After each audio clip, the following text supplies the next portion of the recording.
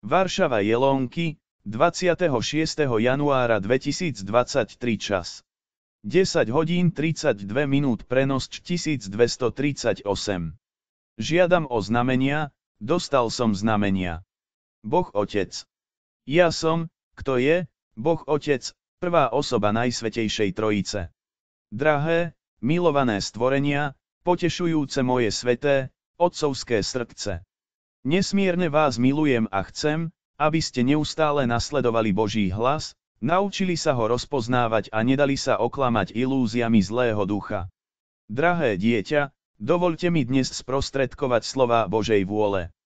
Som Boh plný Božej lásky, trpezlivosti a zhovievavosti, ale som aj mimoriadne spravodlivý Boh, ktorý sa vie o seba postarať. Viem, že mnohí z vás každý deň padajú a zlí duchovia vám nedajú pokoj. Chápem teba a tvoju slabosť a to, že dosť často padáš, pokúšaný pokušením padlého anjela. Bol som to ja, kto požiadal Ježiša, aby ustanovil sviatosť zmierenia, to je pokánie. Vďaka nemu sa môže každý katolík očistiť, ak chce. Ostatní veriaci okrem ortodoxných kresťanov takúto možnosť nemajú. Každý živý človek sa čoskoro dozvie pravdu o sebe a svojej duši na spravodlivom Božom súde, ktorý sa čoskoro uskutoční. Kto ešte nebol pokrstený, bude sa môcť dať pokrstiť. Každý, kto opustil vieru pokúšanú démonom, sa k nej bude môcť vrátiť. Milosť osvietenia svedomia bude taká veľká, že uvrhne všetkých démonov do pekla. To, čo sa stane, sa nikdy predtým nestalo a už nikdy nestane. Sila tejto milosti zasiahne človeka aj démona. Všetci démoni budú naraz uvrhnutí na miesto večného pokánia, do jazera ohňa a síry, do pekla v zlomku sekundy. Na pomerne krátky čas budú všetci ľudia oslobodení od pôsobenia všetkých démonov. Prúd Božej milosti bude žiariť vo vnútri duše a osvieti každý, aj ten najmenší kútik. Každý človek bude poznať všetky svoje hriechy a nedostatky, dokonca aj tie najmenšie. Najprv sa naučí Božej láske k svojej osobe, čím je pre Boha každý, aj ten najmenší hriech. Každému dám silu a svetlo, aby vedel, čo má robiť a ako sa vysporiadať so situáciou, v ktorej sa nachádzaš. Počas tejto doby budú niektorí ľudia vedieť o niečo viac a ja im prezradím podrobnosti môjho plánu pre nich.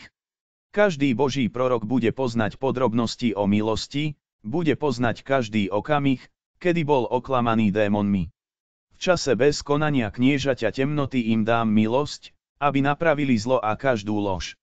Pôsobenie milosti Božieho svetla bude také silné, že aj moji proroci uvidia plnú pravdu.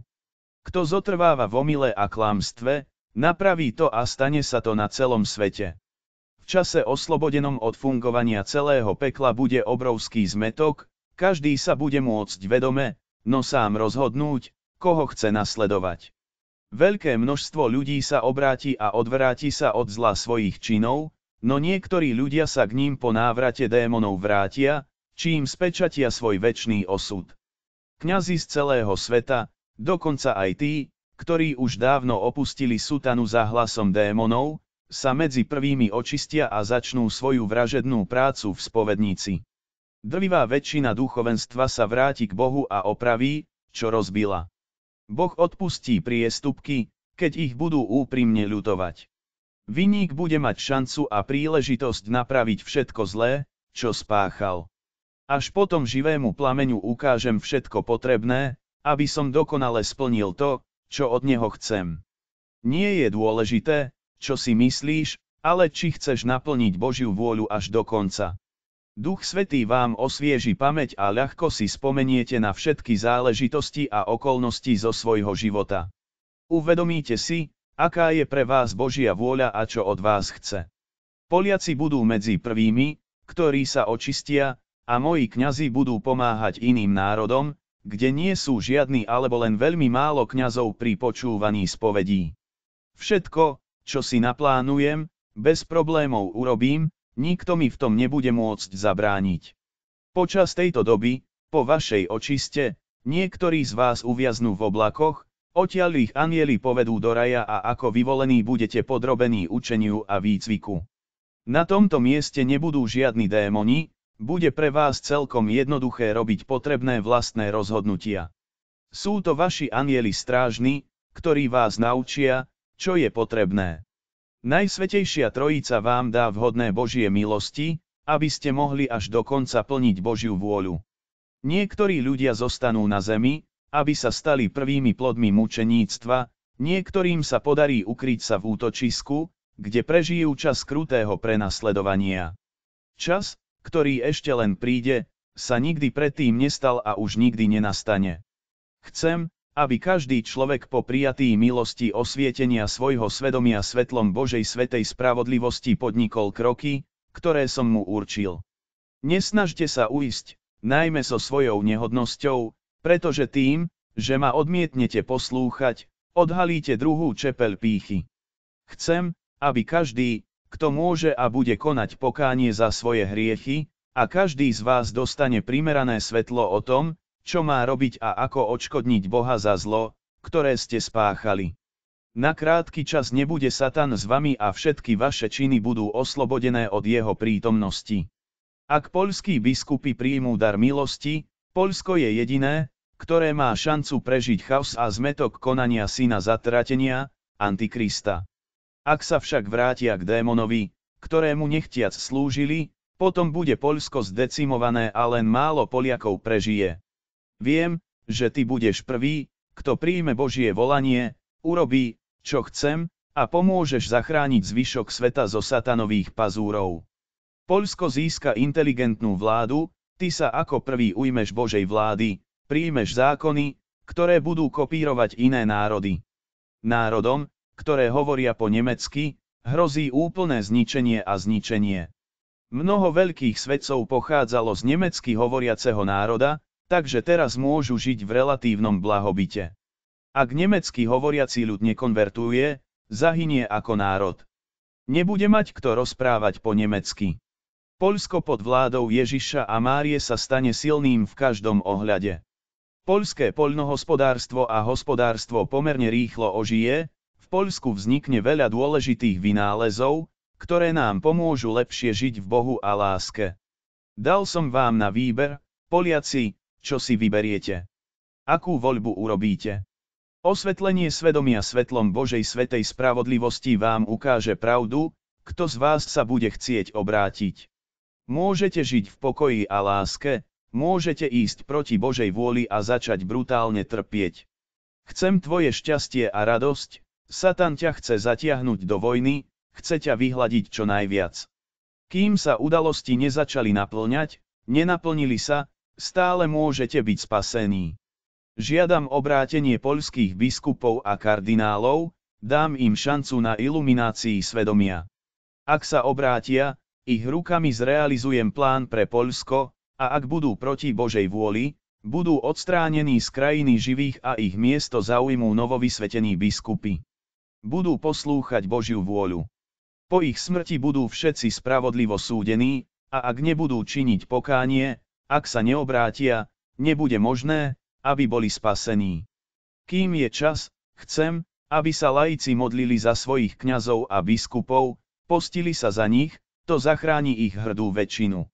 Chcem, aby si sa podriadil vláde Ježiša a Márie, podriadením sa získaš moc a dôležitosť, pokorou sa staneš silnými mocou Božou. Ak ste mi verní, neexistuje žiadna sila ani moc, ktorá by vás mohla prekonať. Nešetrite na financiách, objednajte si početné sväté omše, ktorých úmysly budú uložené v božskej pokladnici, k dispozícii Bohu. Naučili ste sa veľa Božích plánov, veľa predpovedí budúcich udalostí, ale všetko je v mojich a vašich rukách. Kým sa tak nestane, plánovaný trest môže byť zrušený alebo výrazne znížený. Teraz všetko závisí od vás, od správnych rozhodnutí, od vášho obrátenia. Viem, že mne verní ľudia sú slabí a chybní, niekedy padajú, ale hneď vstanú a očistia sa vo sviatosti pokánia a ja vám dávam silu plniť Božiu vôľu.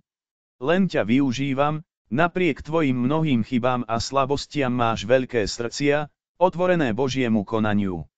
prijímite modlitbu, ktorú vám Duch Svätý dovoluje modliť sa, prijímajte pôsty, ktoré nie sú také prísne, aby ste prišli o zdravie a život, pretože toto je satanov prameň na zabíjanie tých najhorlivejších. Mne sa najviac páči pôst 2 až 3 krát do týždňa, nič na perách okrem svätého prijímania alebo o chlebe a vode. Môžete sa postiť za kňazov a biskupov, alebo môžete dať všetko do Božej pokladnice, oboje je cenné. Sú ľudia, ktorých trápi zlý duch, hľadajú úľavu od svojho utrpenia, no nenachádzajú. Hovorím týmto ľuďom, aby sa netrápili vo svojej bezmocnosti, pretože to neprinesie nič dobré. Obetujte svoje utrpenie do Božej pokladnice. Rozpoznajte hlas démona, nepočúvajte, čo hovorí, klame. Niekedy vám démon prikáže urobiť niečo s veľkou nadsázkou, dokonca sa vám vyhráža trestom, ak prerušíte, čo vám hovorí. Chcem, aby si sa upokojil a smelo plnil Božiu vôľu, to stačí. Drahé deti svetla, milované mojím svätým, otcovským srdcom, milujem vás a chcem, aby ste nesklamali moju dôveru vo vás, s láskou robte všetko, čo je v súlade s vôľou a myšlienkou Boha. Chcem, aby si sa spamätal a nenechal svoju dušu, svoje srdce, aby ovládol princ tohto sveta, démon. Tak veľmi si želám, aby ste otvorili svoje srdcia môjmu plnému pôsobeniu, nikdy nezdržiavajte milosti, ktoré vám tak ochotne ponúkam. Nechajte ma pôsobiť vo vás, ale aj cez vás, a tým, že sa dávate do zajatia, mi dovolíte urobiť viac, no ani po tomto čine mi mnohí z vás nenechajú žiadnu šancu dostať sa hlbšie do vašich srdc a duší. Naozaj nehriciem, nemám v úmysle vám ublížiť alebo vás bombardovať utrpením nad rámec toho, čo je nevyhnutné. Ste to vy, ktorí si svojimi hriechmi prinášate ďalšie utrpenie, a to nechcem. Je to však vaša voľba, čakám, že urobíte tú správnu. Nesmierne vás milujem, deti moje, a s láskou vás objímam dovnútra srdca môjho svätého Otca, zraneného ľudskými hriechmi. Žehnám každého, kto číta a počúva, v mene Otca i Syna i Ducha Svätého. Amen. Nesmierne ťa milujem, preto sa o teba tak veľmi snažím, o tvoju spásu, chcem, aby si mi dôveroval až do konca a dovolil mi pôsobiť vo tebe a cez teba, oceníš to niekedy. Úplne mi dôveruj, nenechaj démona, aby ti klamal. Nenechajte sa zotročiť zlými duchmi, nenechajte sa odradiť žiadnymi ťažkosťami. Napriek všetkému, napriek vašej tvrdohlavosti vás všetkých veľmi ľúbim, necítite to? Oceníte to? Kedy? Boh Otec.